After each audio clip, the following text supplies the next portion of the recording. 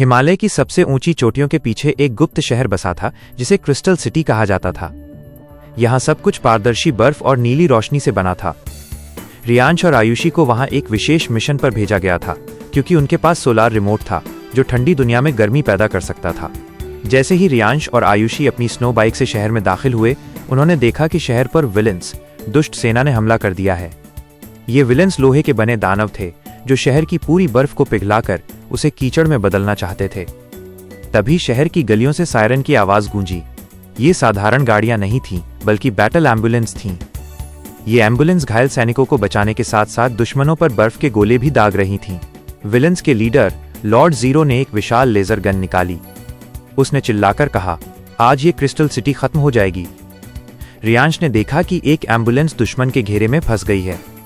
उसने आयुषी से कहा, आयुषी, तुम रिमोट संभालो और शहर की ढाल शील्ड को एक्टिवेट करो। मैं उन एम्बुलेंस की मदद करने जाता हूँ। रियांश का एक्शन। रियांश ने अपनी स्नोबोर्ड उठाई और ढलान से तेजी से नीचे उतरा। उसने विलेंस के बीच में जाकर अपनी आइस गैजेट से जमीन पर तेल छिड़क दिया, जिससे दुश्मन के भारी भरकम रोबोट फिसलने लगे। एम्बुलेंस की फाइट। जैसे ही रियांश ने रास्ता बनाया, एम्बुलेंस के अंदर से छोटे फाइटर ड्रोन निकले। उन्होंने विलेंस के ऊपर फ्रीजिंग गैस छोड़ी, जिससे दुश्मन वहीं के वहीं जाम हो गए। तभी एक बड़ा संकट आया। लॉर्ड जीरो ने आयुषी को देख लिया और उसकी तरफ बढ़ने लगा।